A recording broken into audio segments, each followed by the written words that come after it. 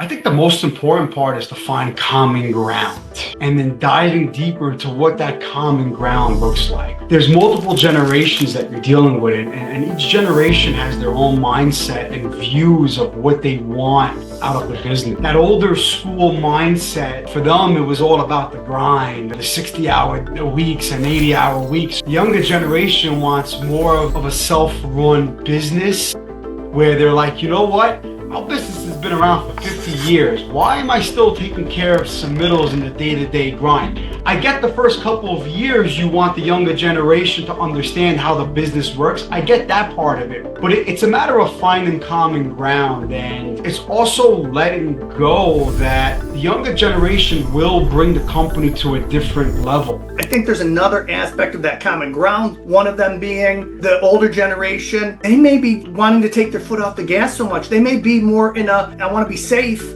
I want to make sure that I can retire. I want to make sure this thing doesn't blow up, where the rising generation might be saying, let's put our foot on the gas. We want to grow this thing. We want to do something different.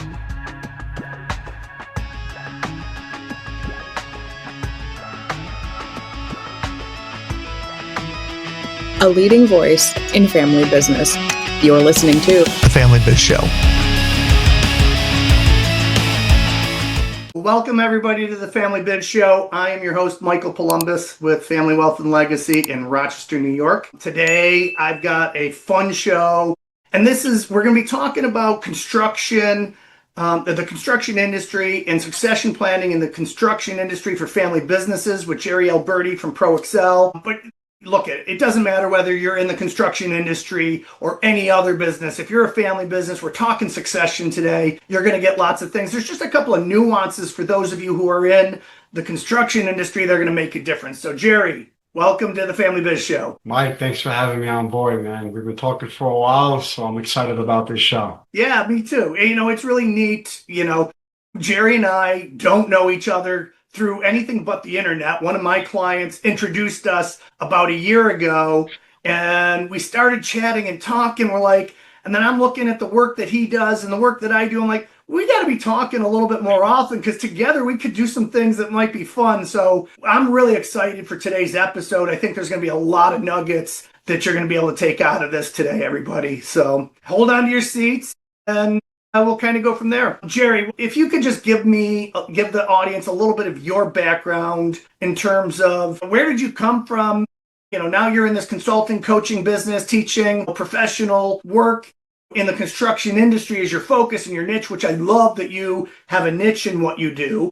And again, you and I have talked about it. You could take all the things that you've learned and use them in manufacturing, use them in retail or whatnot, but this construction industry like the back of your hand. So how did that come about? Yeah, Mike. So, I always knew I was going to get into construction, even from when I was a little kid. I was one of those little 10-year-old kids in my father's, in my backyard, taking my dad's scrap wood and building things, So I always knew construction was my path. And I grew up right down the block from a trades and technical high school. So I went to high school and I took architecture as a major, right? And then I tried engineering in college. Engineering wasn't for me, civil engineering for 3 semesters. And I transferred back and I got a degree in architecture with a minor in construction management.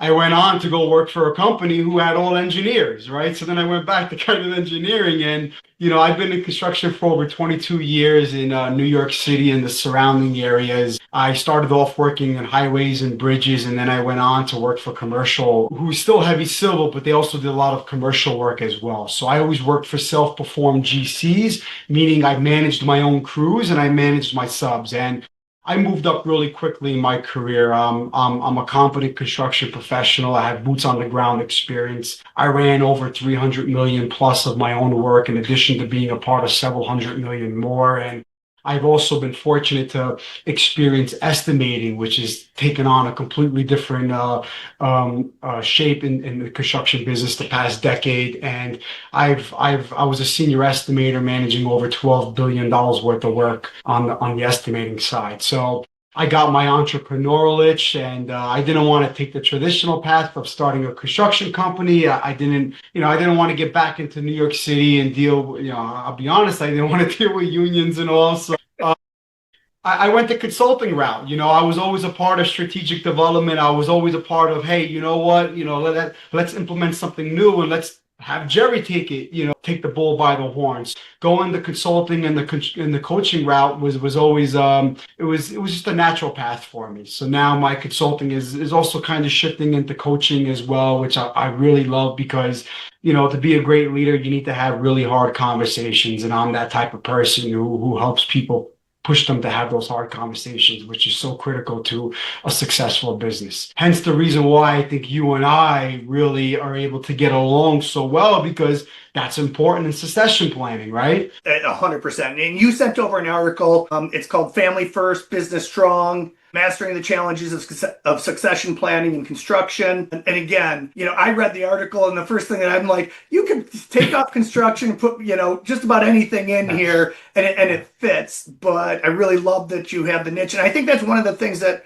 a lot of people and a lot of families need to understand is that, yes, somebody may have a niche in what they're doing, but it transcends all of those different things. Don't get lost in the fact that this was built for construction. There will be some nuances there, but the basics and the foundation are still pretty much the same. Oh, absolutely.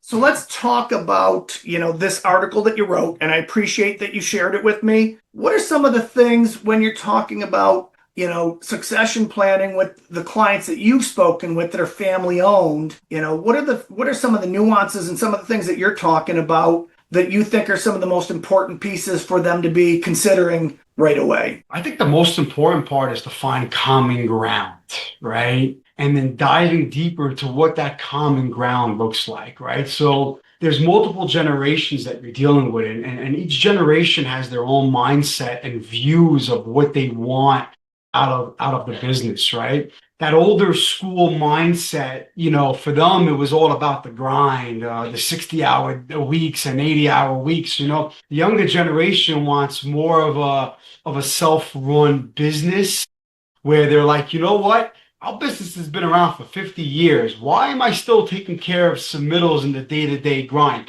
I get the first couple of years you want the younger generation to understand how the business works. I get that part of it, right? But it's a matter of finding common ground, and it's also letting go that the younger generation will bring the company to a different level. Sometimes it's not always the next level up. Maybe sometimes it's a little bit back, like, you know what? Maybe I don't want to grow this to 150 million. I'm good at 80, 100. Now you need to grow the company because your people want to see that they're working for a company that's growing as well. They want bigger salaries. They want more promotional outlets as well. So I think the biggest thing is finding common ground, which I feel so many don't have. And that's what's the core of the friction that they may have. Yeah.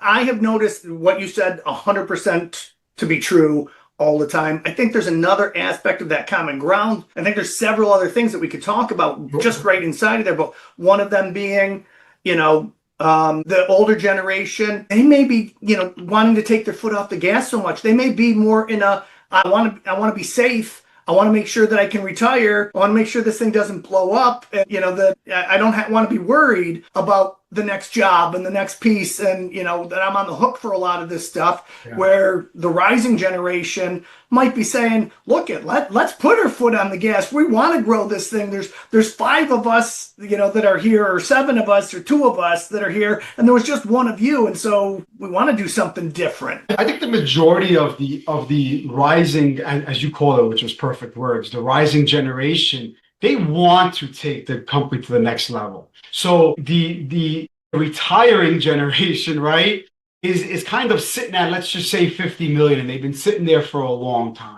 And the majority of the reason why is because they have a hard time trusting the younger folks that they're bringing on, and they're having a hard time delegating because their mindset is so stuck in, I am the business and I need to take care of everything. I can't take a 3-week vacation because my business is going to fall apart type of mindset. So the rising generation wants to take the company to the next level, and they know that what got the company to 50 million and they've been stuck there for 15 years is not going to take them to 100 million. Right. So that's why they're more open to people such as ourselves who are working with so many different companies and can pretty much help them answer questions at a fraction of the time as well. Yeah, a lot of times people are like, I'm not sure I want to spend the money for a coach or a consultant. And I tell them all the time, it's an investment. And if you don't get a return on your investment, then you've got the wrong consultant or coach. This should be saving you money, because you're investing in these things. Because like you just said, it's the speed to the solution that gets you there. Absolutely. Let's talk about one of the other things that I think, that struck a chord for me is thinking about the differences between generations. Mm-hmm. So like if I'm the founder and I'm sending it over to the next generation, the rising generation is, G2, generation 2, there's a difference in that transition than there is between G2 and G3. And then definitely by G3 to G4, it should totally be different. And what I mean by that is just like you said, at G1 and sometimes at G2, I'm still doing everything. I haven't professionalized the business. I don't have a leadership team that takes care of it. I have lots of good people around me that get work done. But I may not have a lot of good people around me that are making decisions about the future of the business. Does that ring true for you? Yeah, so like the first generation, they were the doers within the business for the majority of their time. Right? 100%, right. So they were the doers. So they had boots on the ground experience. They knew how to project manage, how to be a super, how to be an estimator. They know everything about every position. That next generation now worked for that first generation. They only know what they know within that organization, right? So as you start going from the next generation to the next generation, they're further in tuned with the boots on the ground experience. And I find that their conversations are not as aligned, right? So they're not as in touch with their employees as that first generation. Right. And also that respect level changes as well. That's why on a previous call that we had, I mentioned that it's got to be succession planning is done over the course of 5 to 10 years, and it's done in phases, a phase of delegating tasks and a phase of authority shifting as well. Right. So, and then like once you start getting to the third generation, that's where they're so out of tune with how it is to be a salaried worker and know that you may lose your job at any given day. And that's where someone like me who's been in that position is really able to tell that second and third generation, hey, you need to put yourself in that person's shoes, right? Don't think that they're not showing up because they don't love their job and they don't want to work. They have a family to feed. They're working paycheck by paycheck, right? They know that any given day they can get fired. So that's how I help a lot of the multi-generation owners kind of change their mindset. Am I hitting on the points that? Yeah, no, I think that's definitely one facet of it is sometimes people can get out of touch, and you've seen that obviously, And so I think that's. There's Michael's 11th commandment. I don't know who I heard this from, so I'm stealing it.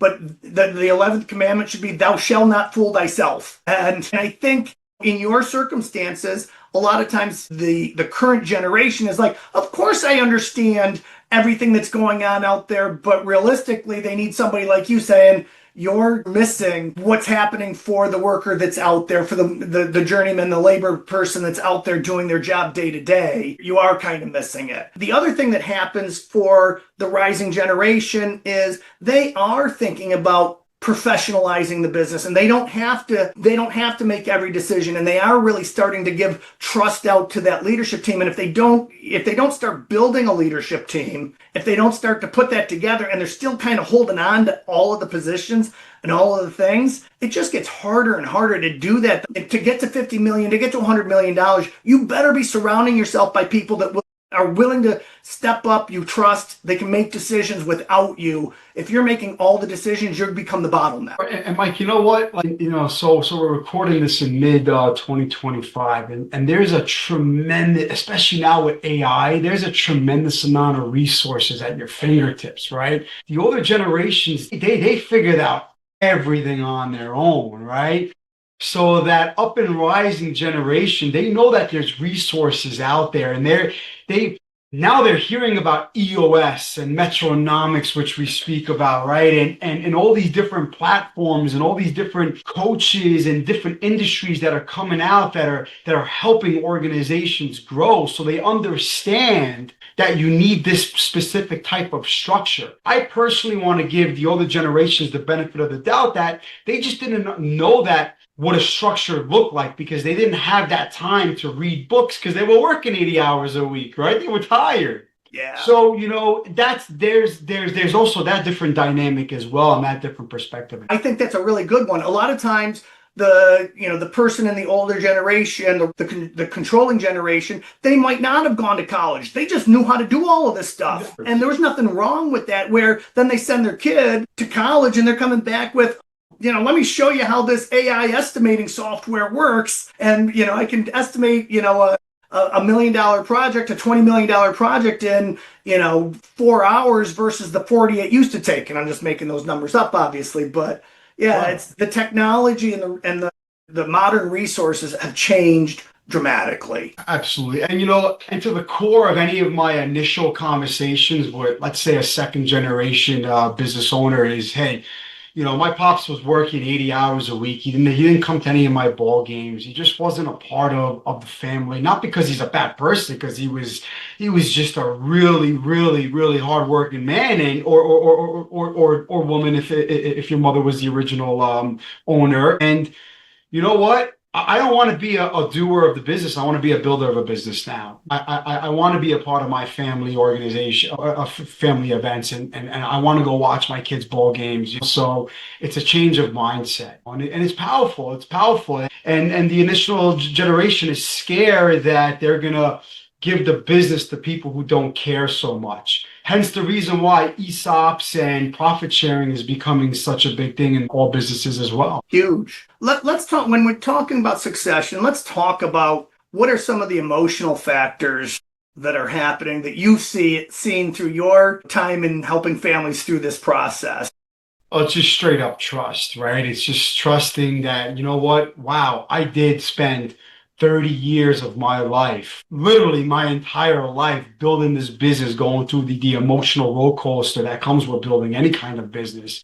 And now, I'm going to give it to even my own child, right? You even have doubts in your own child, So there's that emotional side of things. And then there's the whole building a business around technology. Right? Technology is something I'm not even tech savvy, right? And it's just, now you're relying decisions on that are being involved around technology. So really it's just the emotional roller coaster and the emotions that comes with the entire process as well. Yeah. And then the other piece I think is for that generation that is handing over the reins, it's if I'm not the CEO of this business, if I'm not the person owning this business, this is who I've been for 30 or 40 years. Who am I if I'm not that? Right. It's that self-reflection as well. It becomes a part of your identity. Yeah. Right. Being in the grind every day to day, if you're a CEO and you have, let's say, $100 million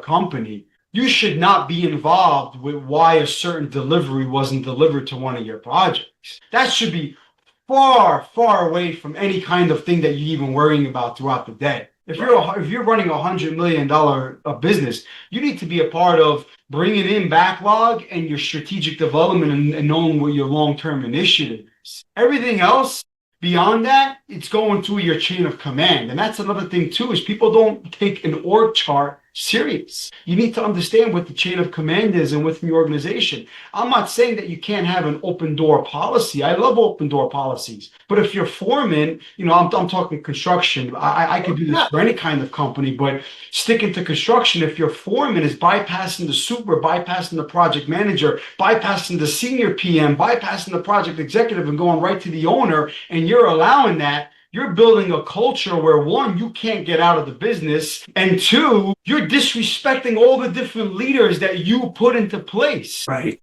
and you're underpowering them, and you're cutting their feet from below them. And these are so critical in any of my coaching calls, right? So it's insanely critical. And just the CEO just doesn't understand it because they don't grasp that big picture. And that's fine. Of course. As long as you admit to it, and you're willing to change, that's another big thing, Mike. Thou shalt not fool thyself. You just don't know what you don't know. Right. So I think this goes back to why, succession planning isn't a destination. It's a process, and it's a multi-year process because to your point, I think there's a lot of aha moments that need to happen for most people to say, so you're telling me I shouldn't be in the delivery meeting. You're telling me I shouldn't be in the trucking meeting as we're doing that stuff.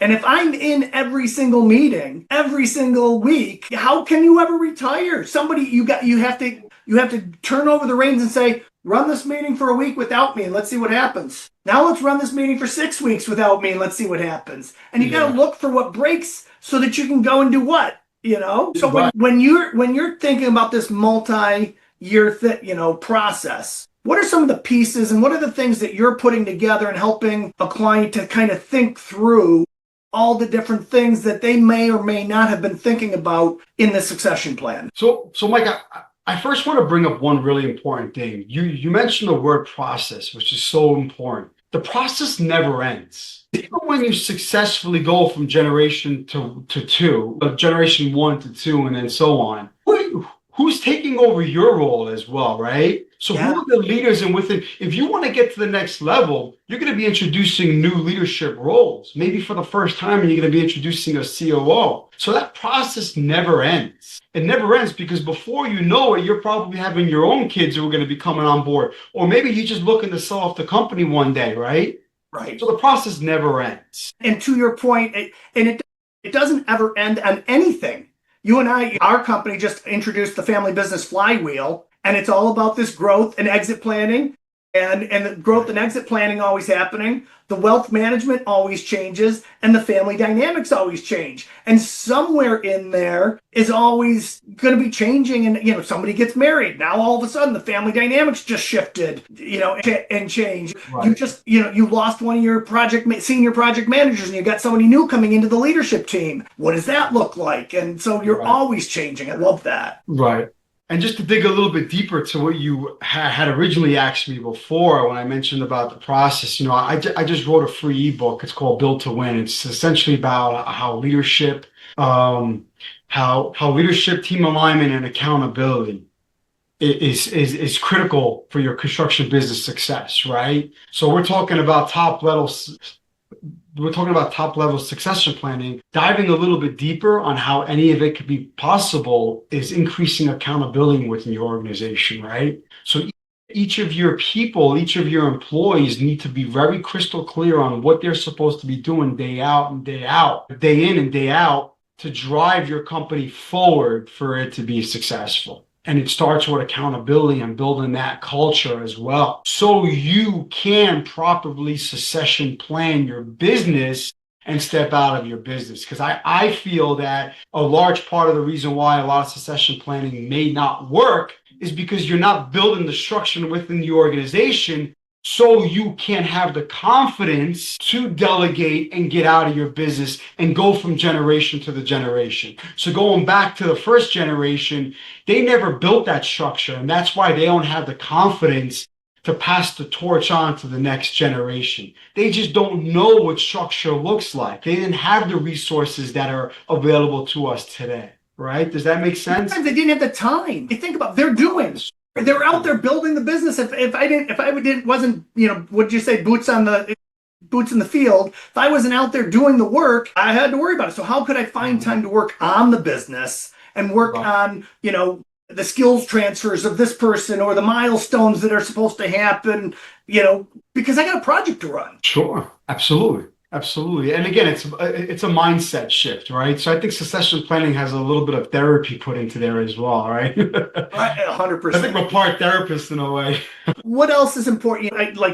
Talk about skills transfer and milestones and dates. When you're working with somebody that's about, working on that transition, what are some of the skills that you've seen regularly that keep coming up, that the next generation, the rising generation, doesn't have these yet, only because they haven't had at-bats. So we need to give them some at-bats to learn those skills, right? Right. Well, I mean, for one, it's about leadership as well, right? And understanding what a real leader is. I mean, I've seen some companies where that second generation, they have so much pressure on their back because they want to keep the family legacy going, where they feel like they need to run with an iron fist and scream at everybody and yell. Again, I do come from the construction background, right? So, and that's so wrong. And it's really it's giving support, but it's also stopping people in their tracks when you ask them a question and they don't have an answer to a question that they should have an answer to, right? So it's building that culture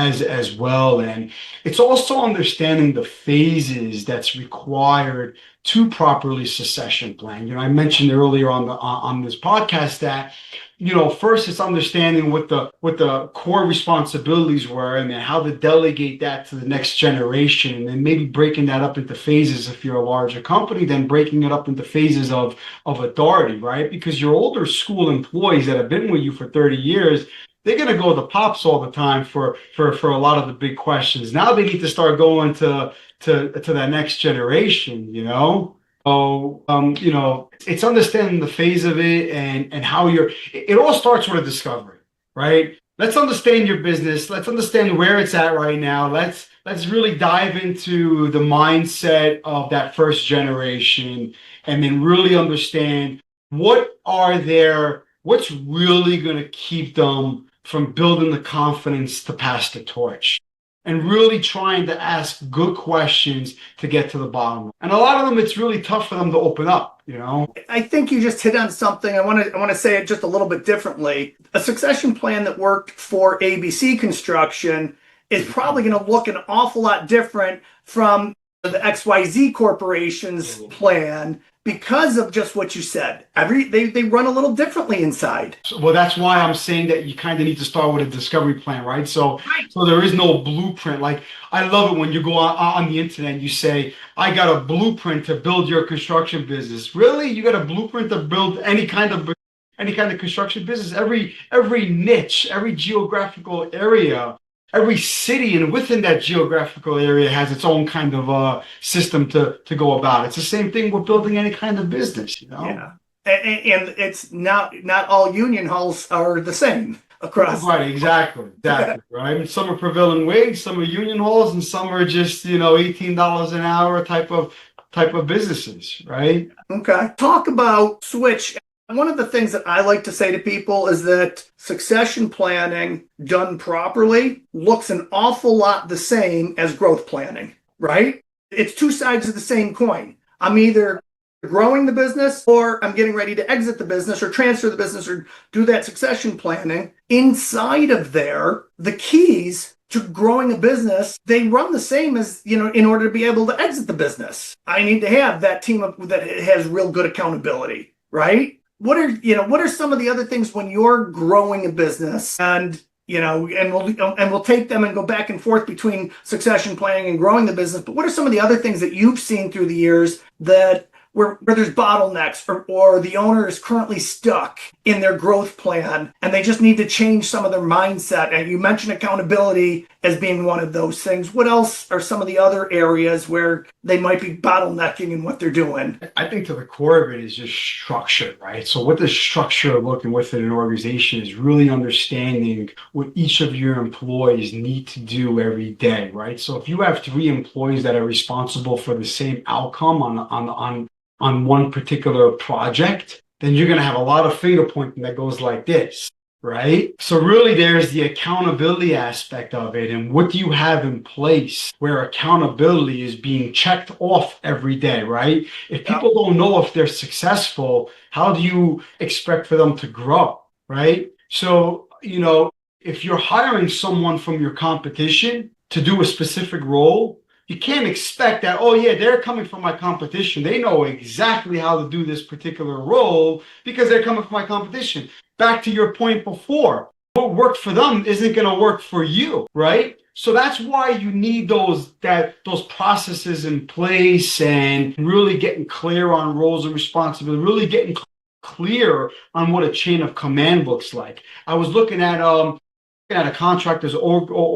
chart not too long ago, and there was no this person responds supervises this person and so on. It was kind of just everything was lumped up, and they were like, this is my org chart. That's not an org chart. That's just a piece of paper that has all of your particular titles lumped up into one thing. And it's like there's different levels of each of those titles as well, right? So it's really building the structure within your organization. What kind of tech stack do you need as well, right? What does your financial system look like as well? And how are you monitoring cash flow? So, I mean, you need cash flow to run any kind of business. You can operate a business without profit, but you need cash flow.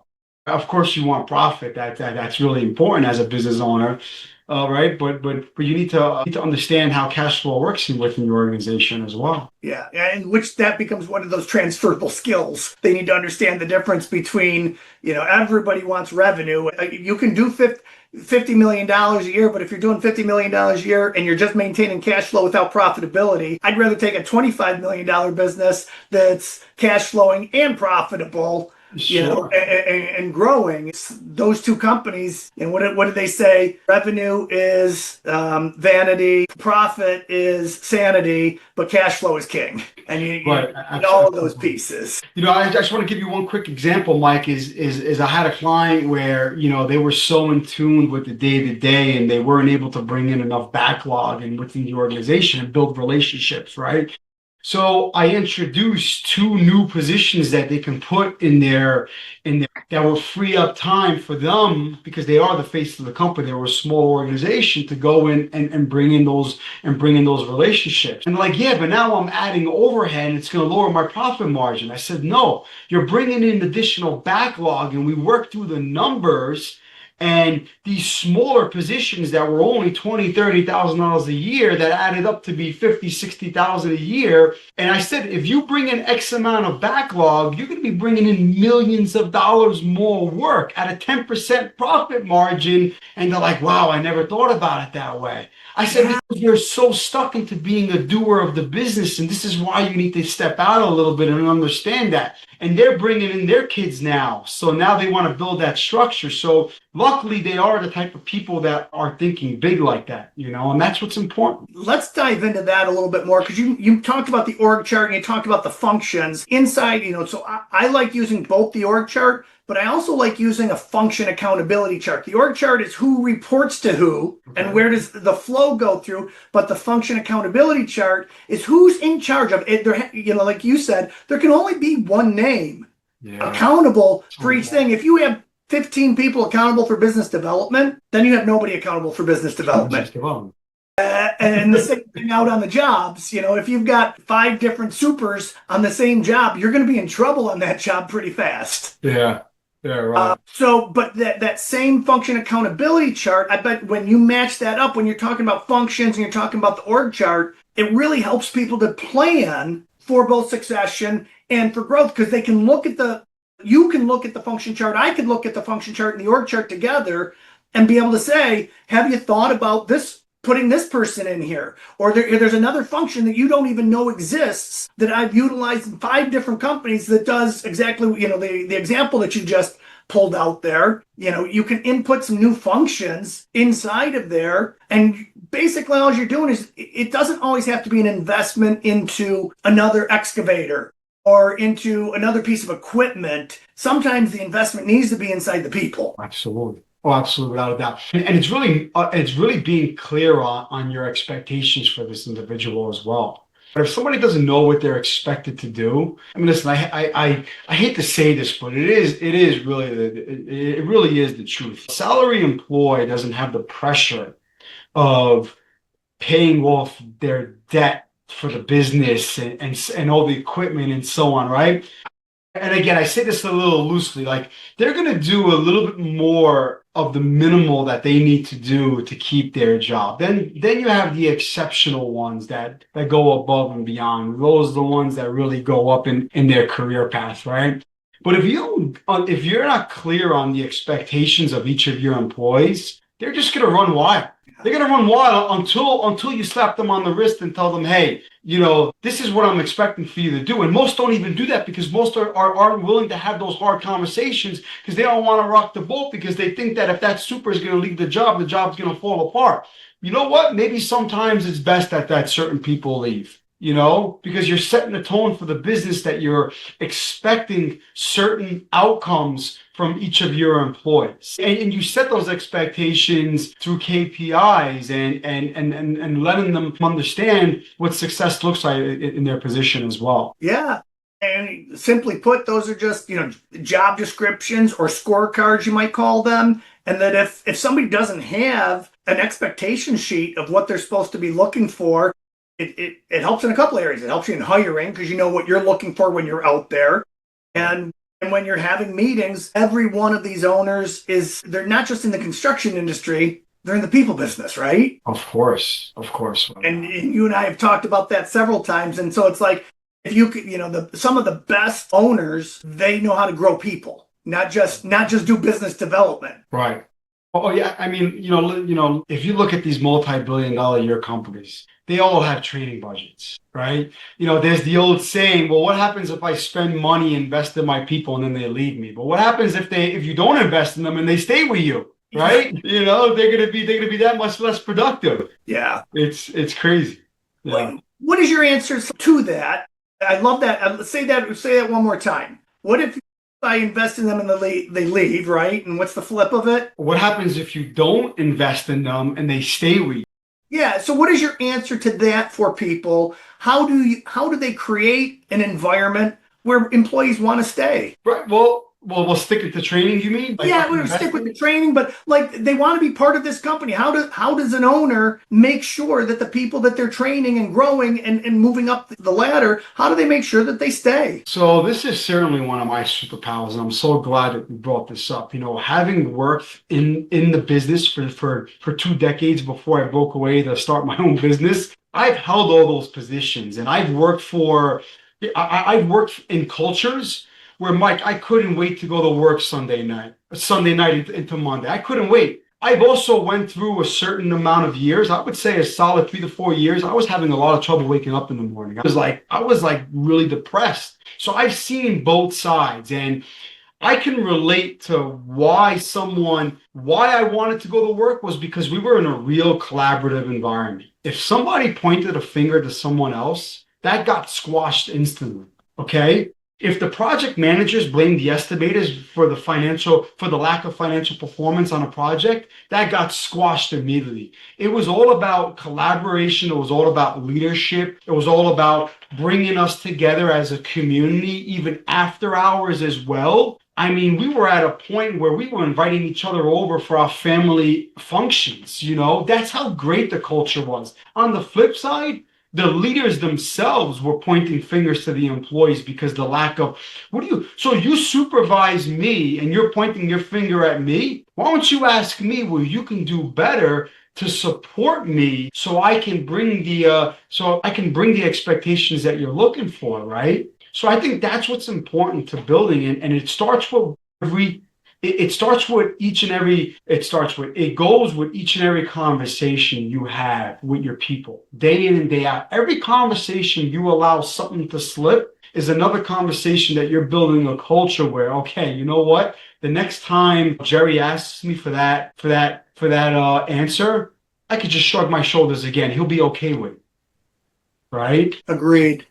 So I think, the word that you used earlier as we were talking was the word trust. I think that happens a lot inside of creating a good culture. Are we creating a culture where we trust each other to have each other's backs, and that I can have the tough conversations, and I can question somebody's response to things, or I can question their their motives or where they're going with things without feeling like I'm going to get retaliated against or that I got to worry about my job? It just becomes their trusting conversations, and we're communicating at a higher level. And that's a lot more fun to be around than if I'm always worried about, every time I open my mouth and question things, I'm gonna get yelled at. Yeah, right. Well, that's another thing too, is, you can't yell and you can't scream at people, because again, if you're supervising that individual and you're leading that individual, you are responsible for that individual's success. I was told once when I just started working, and I just started to manage my own crews, is that, Jerry, don't think that the higher you go on the corporate ladder and the leadership ladder, the less people you work for. It's the opposite. You work for more people. People are relying on you to make great decisions because their careers rely on it. Yeah. Right? Where they're going to go and how they're going to get promoted relies on your decisions as well. So Love it. That's so true. It's so true. You may have less people reporting to you, but you're actually working for more. You're serving everybody beneath you. That's the right word, Mike, is you're serving more people. And you need to be and you need to have that mindset. So if someone comes to you and they don't have the answer to a certain problem that you genuinely feel that they should, instead of getting mad at them, you say, well, what can I do to support you so next time I ask you that question, you will have an answer? Yeah. And let them speak, right? But now follow through and make sure you support them on that. Everybody thinks that training needs to come with a financial cost. Training comes with mentoring, assigning a mentor to someone as well. There's a lot of things you can do within the organization where you don't need to put aside an actual physical financial budget for as well. Let's talk about, I know this is about succession planning, but one of the skills that everybody needs to learn in the business and the leadership team is talking about cash. What are some of the things and some of the stories, examples of somebody that they were running thin margins, they were running, they weren't as profitable as they could be, or they were running out of cash flow, and what were some of the techniques and things that you put into place to help them see things differently? Do you have an example of somebody, no names or anything, but like, you're working for a business and here's what was happening from a cash flow perspective, and then how you help them to turn that around? Well, naturally, the majority of the contractors I work with are subcontractors who self-perform their work, meaning they have their own crews, right? And they have their own manpower to actually perform the work. So one of the best ways a subcontractor can make more money is by actually cost tracking their labor, which a lot of them don't. And then a lot of them like, yeah, I got that under control. And then when I start diving into it, they have nothing under control. You have to understand something too, is that the person that's inputting is typically a person who's untrained and has no idea what they're doing.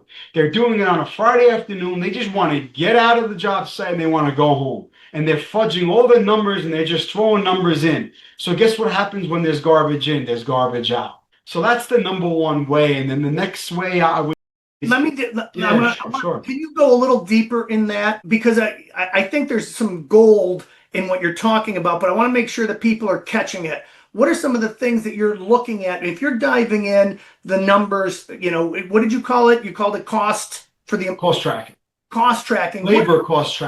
Yeah. When you're going into labor cost tracking, not everybody going to get, so dive into that. Tear that one apart a little deeper. So there's two sides of that. There's the financial accounting side of it, which is like WIP reports, which has everything else in it. So the WIP report is everything on the project, the equipment, the materials, and so on. Sure. Accounts receivable versus accounts payable with a forecast to project completion. So there's the financial accounting side of it. Then there's the project side of it, which is really my expertise and how I dive into it. I like to strictly just track labor, because if you have proper equipment forecasting, and that's a separate conversation where equipment forecasting looks, it's a lot easier. And then there's a material, right? So there's the whole lean principles that are behind material. You shouldn't be buying material that you need 6 months from now, right? You should be buying material that you need kind of within a couple of weeks, whether it's a long lead item or not. Now with the whole tariff situation, things are changing as well.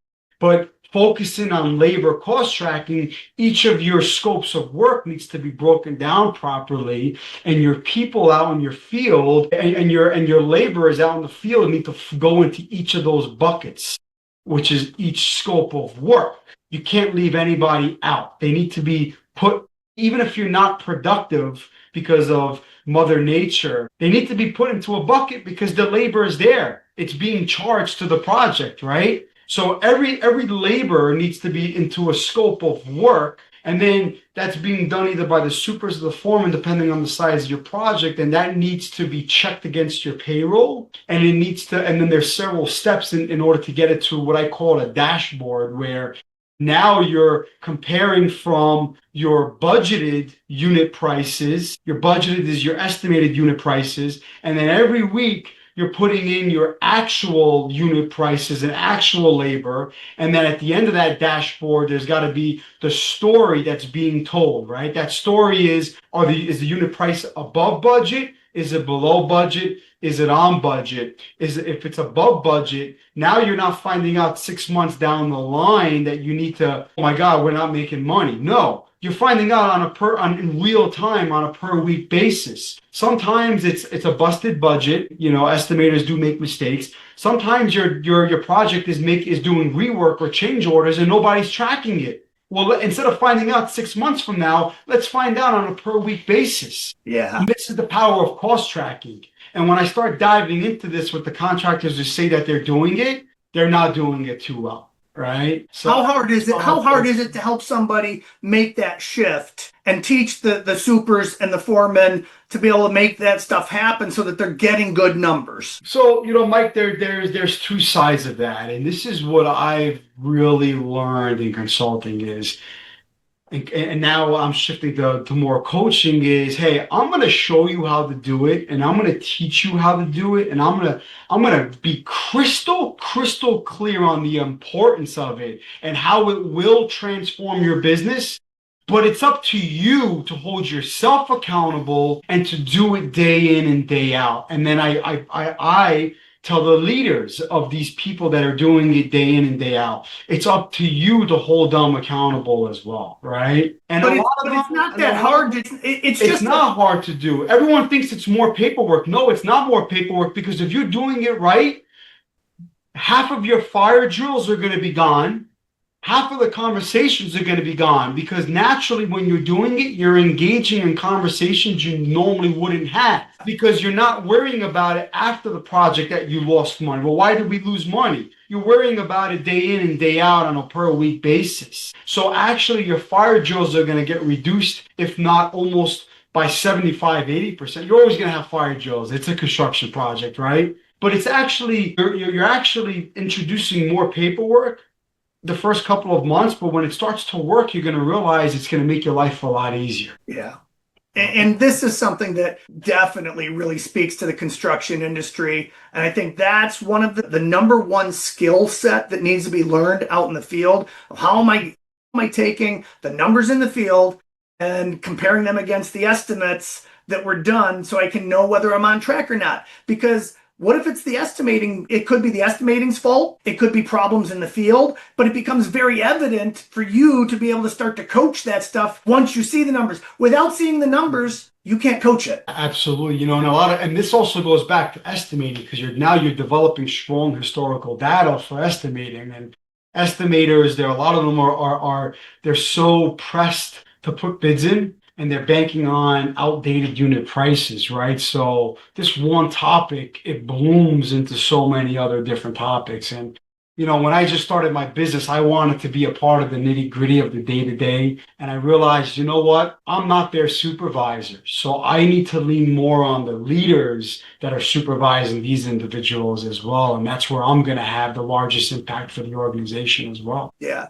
And for those that aren't in the construction industry, I think at the end of the day, you know, it's what are your costs and what are your profit margins, and whatever you do, whether it's manufacturing or a service work, keeping an eye on your costs and the profit at the end of the job is super, super important. And I know, you know, everybody will say yes to this, but do you have the systems and processes in place to make sure that you can see the difference from week to week, month to month, day to day, whatever it takes, so that, you know, you're increasing those margins? A lot of times a 1% increase in profit is a whole lot more important than a 1% increase in revenues. because if you don't, and people forget that because we think of that, oh, I always want to grow my revenues. But if we just focus on the profit side of things and what's taking away from our profits, that's just as important, maybe even more important. I spoke to a business owner a few weeks ago. He says he grew from 40 million to 70 million overnight, literally within 1 year. He says, Jerry, I doubled my revenue, I doubled my headaches, but my profit is just the same. Right. Your structure's got to support that before you get to that point as well. Yeah, and so whether you're doing growth or you're doing succession planning, get your numbers, get your foundation of cash running through your business. Know that cash story going through your business is working perfectly before you start to grow. Because I've seen companies, they grow themselves out of business.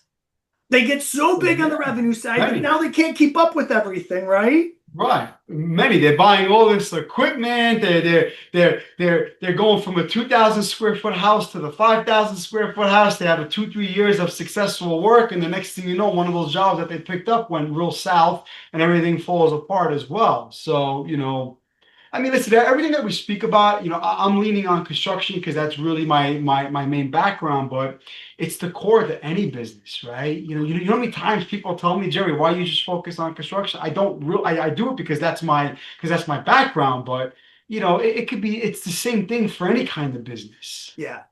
It's people, it's cash flow, it's execution, getting things done, Right. it's creating that culture, it's learning how to hire. It's having the right strategy to get all this stuff done, and then juggling all of those systems so that you're always checking on them on a regular basis, making sure you've got a rhythm for communication and right. And I'm just gonna add one more thing, Mike. What's really important with any of these topics we're discussing, and I know the main topic is succession planning, is the power of having an unbiased opinion and perspective to any challenge you have, right? So back to having so many emotions are tied to people's decisions. And when you could have someone who has an unbiased perspective, who's not a part of your day-to-day grind, who's not part of those emotions that you go through every day, to kind of paint a different picture of a challenge you're having. Think about it. Something that's been eating you up, that's been keeping you up for the past 3 months. Someone with an unbiased opinion. I've had business coaches for years. Something that kept me up for the past couple of weeks. I'll jump on a call, and within 20 minutes, they help me solve a problem. I'm like, wow, I never really thought about how easy that was. yeah. And it really is that easy for someone for people like us with that unbiased opinion. Agreed. But and that person needs to be coachable. If you Number one, yeah. Number We've one. always done it this way, so that's the way we're going to keep doing it. Well, then you don't need me. Exactly. So Right.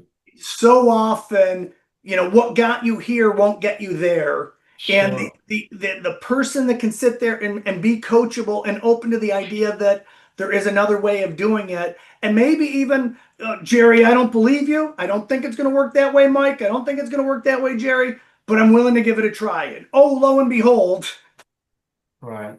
Here it goes. Right. All right. So let's wrap things up. You're sitting in front of you got 50 business, construction business owners in front of you. They're all family owned. They're all getting ready to go through transition, and they're thinking about this stuff. Give me the high level, what are the top 3 things that you want them thinking about for the next 30 days?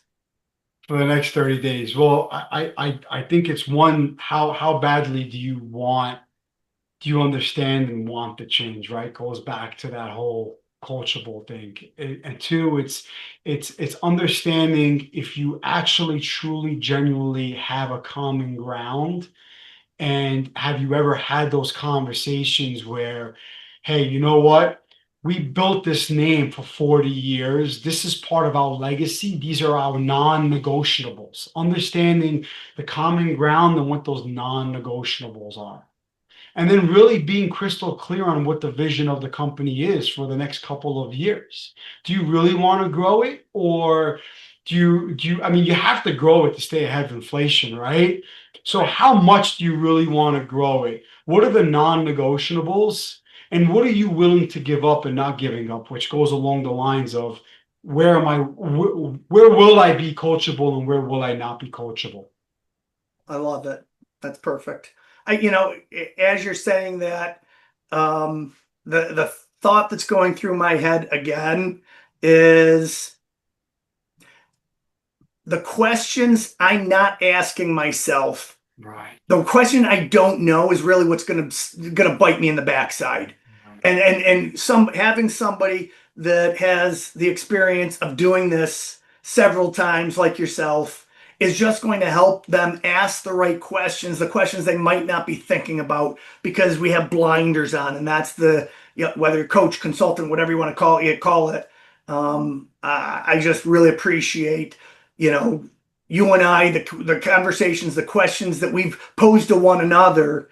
I think there's going to be a lot of value when somebody sits down with a Jerry to walk through and say, I'm thinking about succession planning. What are the questions that I'm not thinking about before I start going down this road? It all starts with a deep dive, and a deep dive is just people like us asking a lot of really good questions, Awesome. and surfacing what was stuck down there that people don't really want to talk about sometimes. Yeah, I appreciate it. So Jerry, if somebody wanted to reach out to you, where do let's go through your website. Let's go through your LinkedIn, ways that people can contact you. So my website is www.pro-accel.com. I'm Perfect. hot and heavy on LinkedIn, Mike. I post 7 days a week. And you could also send me an email, Jerry with a J, Jerry at pro-accel.com. Or you can go to my website and contact me through there.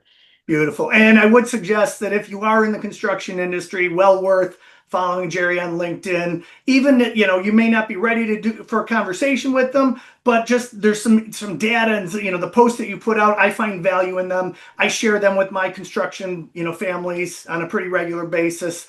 Great stuff. I really appreciate it, Jerry. Thank you, Mike. Jerry Aliberti from Pro-Accel. You've been on the Family Biz Show. I'm your host, Michael Palumbos with Family Wealth and Legacy in Rochester, New York. And both of us, just for people that are wondering, you're New York, I'm New York, Jersey, doesn't matter. But we have clients all across the U.S. Yes, and that's pretty normal for us. Thank you for joining us, everybody. Really, really appreciate your time. Look forward to having you on the next episode of the Family Biz Show. Have a great day, everybody. Take care. Don't miss an episode. Subscribe now on Apple Podcasts, Spotify, or wherever you listen to podcasts.